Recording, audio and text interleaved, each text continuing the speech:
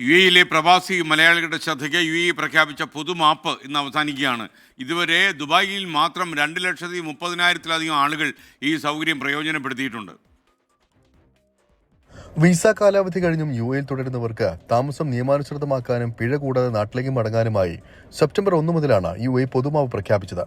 2 മാസത്തേക്ക് പ്രഖ്യാപിച്ച പൊതുമാപ്പ് പിന്നീട് ഡിസംബർ 31 വരെ നീട്ടുകയായിരുന്നു.